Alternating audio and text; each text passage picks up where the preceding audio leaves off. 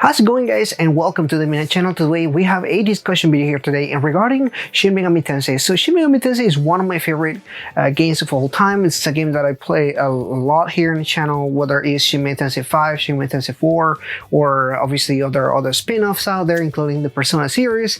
And today we're going to talk about, well, whether I believe SMT as a whole is a difficult games, or are they difficult, and what I think maybe some people think the games are difficult, and also kind of on the other hand why a lot of people think Persona games are a lot easier. Now this is just in my perspective. There may be other perspectives out there. There's maybe other people that disagree or agree with my thoughts and feelings about this, and definitely let me know in the comments down below whether you think this is correct or incorrect, or whether you have a different opinion. I definitely want to hear your opinion in the comments down below. But let's go ahead and talk about this. So Shin Megami Tensei, as I mentioned before, has had a lot of taglines along the lines of, oh, they are a very difficult series. For example, I remember distinctly an article describing Shin Megami Tensei 4 as the Dark Souls of Persona. It's an interesting tagline, but it really showcased that SMT4 will be a much harder game than something like Persona 4 at the time, which was kind of like the latest Persona game at that time. And that really brings a lot of conversations as far as whether Persona is a very easy game, or why is it that people think that there it is. Now, to answer straight up without any preamble, I don't think Shin Megami Tensei is as hard as a lot of people believe it is. It's the same thing as anything in the RPG realm, whether it's things like Dark Souls, whether it's things like D&D, or any like Western role-playing games and the swords. There's things, I think what happens is when you're not really used to the mechanics of something like a Shin Megami Tensei game, or even used to a lot of the mechanics that are used in a lot of popular role-playing games, it may be a little bit more difficult than your average game. And particularly games like Persona or a lot of modern JRPGs, what they do is they don't really have stats, or if they do have stats like in Persona, they don't really ask you to put any input into it. For example, in Persona 5, which is the most popular Persona game, automatically the stats are populated into your persona. So each persona has their own stats, and each one of them are kind of allocated into it. In games like Shin Megami Tensei or other RPGs, for example in D&D or in Dark Souls, it actually requires you to put some thought into how do you want to build your character. The problem with that is if you're not experiencing something like a D&D game, for example, you kind of just want to play the game. You don't really want to think about classes. You don't want to really think about the weapons that you're using. It really becomes almost like a chore. It becomes very technical, where you actually have to kind of think about where you're coming from, what do you want to build your character, and really ask you to kind of think about, well, am I gonna do this or am I gonna do that? I think in a technical point, that's what Shin Megami Tensei becomes a hard game, because if you don't know anything about the game and you're kind of just starting, and you start allocating your stat points in a balance aspect, or whether you're putting the game kind of putting, without really putting any thought on it, or thinking, okay, well, right now I'm using my sword, so I'm going to put stats into strength, but in reality you're focusing more on your demons and your elemental attacks and everything like that. Then at that point, putting points of strength don't make any sense, or putting things into agility and you're not using that, or luck or things like that. So really knowing the what every single stat point does. And one thing that I can say about Shin Megami Tensei,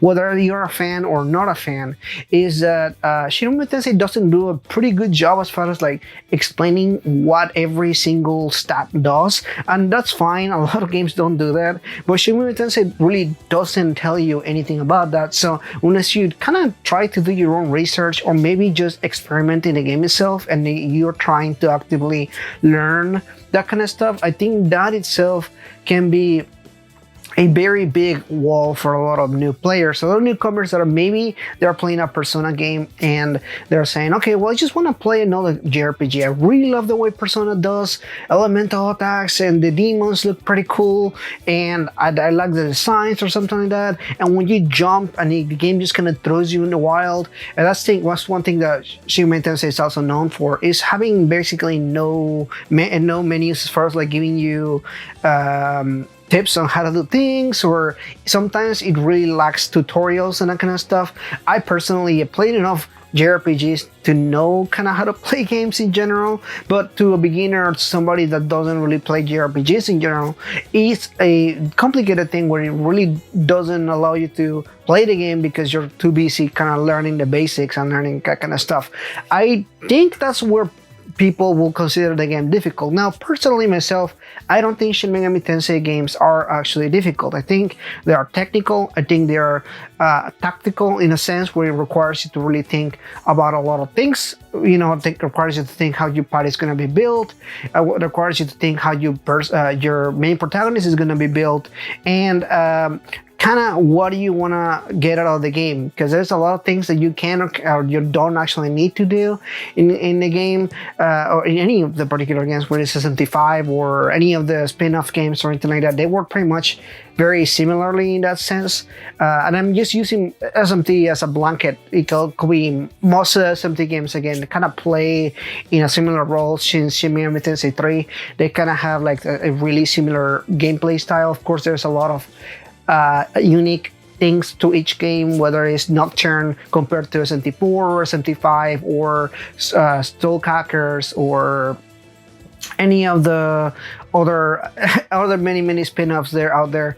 Each one of them has like their own things that are unique to the particular game, you know, particular quirky things that they add on anything. So overall, I think no, it's not a hard series, but I think it is difficult to get into them if you're not willing to try. And that's not even getting started with things like buffs and debuffs and the different way to use the attacks, and you know, the way that there's a lot of things that involve really thinking ahead, learning a lot of the different mechanics in the game and everything. And that's not to say that Persona doesn't have those things, because they do. They definitely have buffs and debuffs. They definitely do have a lot of those same mechanics. But the game, what it does with Persona, and I think it's a good idea because it is very user friendly, and to an extent it does help beginners or people that are just starting with the game really kind of get a hang of what a game like that is going to be, is typically just streamline those things. And I think to an extent, I don't think is a bad thing. I think that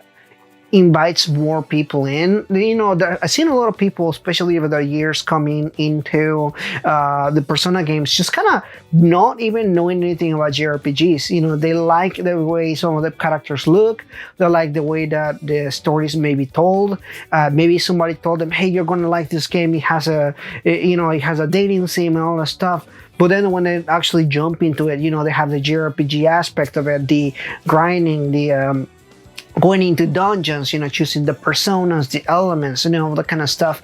And that's something that it makes it a little bit more streamlined, because there are so many other things besides the JRPG aspect that maybe some people don't want to spend a lot of time into it. And to an extent, that I feel like it's why Persona can be a lot more popular or accessible than something like Shin Megami Tensei, because at the end of the day, those functions make it more inviting. It makes it like you want to get involved into something like that because it really works well for them.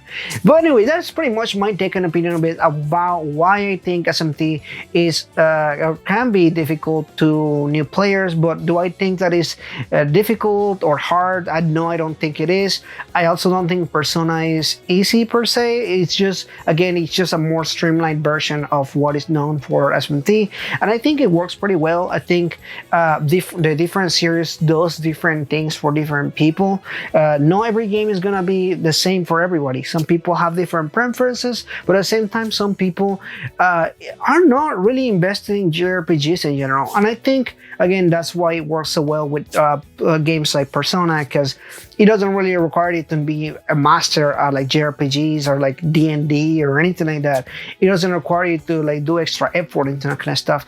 Anyway, that's my take and opinion on this. Let me know in the comments down below. What do you think about this discussion video? Do you like it? Do you don't? Do you agree with this? Do you don't? I want to hear why you think something like an SMT game is difficult. Again, it's not for everybody, but I do have my opinion about this. But again, let me know in the comments down below your opinion, and I'll see you guys in the next one. Bye-bye. But before we end this video, I want to thank all the members: Miko, Another Fox, Demicro, H2DK, King Narukami 45, Ida McNeil, and Rising Oyoblin. Thank you so much, guys, for your support. I couldn't make these videos without your help.